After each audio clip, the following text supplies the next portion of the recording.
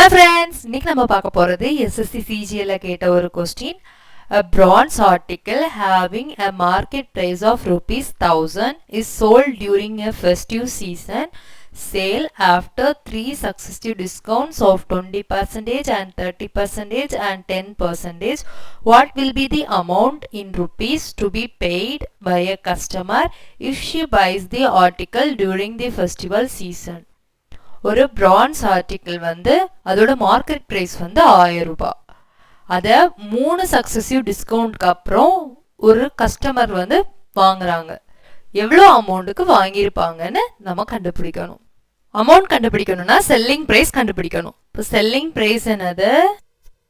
Successive discount வச்சுருந்துன்னா அதுக்கு selling ப்ரைஸுக்கு வேறு டிஃப்ரெண்ட்டாக ஒரு ஃபார்முலா இருக்குது. என்னென்னா market price into 1 minus D1 அதாவது first discount 1 minus D2 அது second discount அப்புறம் 1 minus D3 இது third discount. இதான் ஃபார்முலா செல்லிங் ப்ரைஸோட.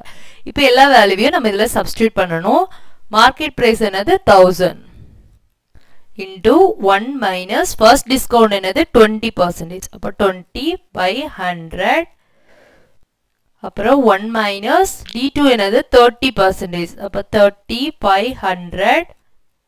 D3 என்னது 10%. அப்போ 10 by 100 which is equal to 1000 into 100 cross multiply பண்ணா 100 வரும். 100 minus 20 என்னது 80 by 100. இதை cross multiply பண்ணா 100 minus 30 வரும். என்னது 70 by 100. இதை கிராஸ் மல்டிப்ளை பண்ணா 100 minus 10 என்னது 90 by 100. இதில் இது கேன்சல் ஆகும், இதுவும் கேன்சல் ஆகும், இதுவும் கேன்சல் ஆகும், இது which is equal to என்னதெல்லாம் பேலன்ஸ் இருக்கு 8 into 7 into 9 which is equal to 8 into 63 which is equal to 504. 504 the answer. Like, share and subscribe friends.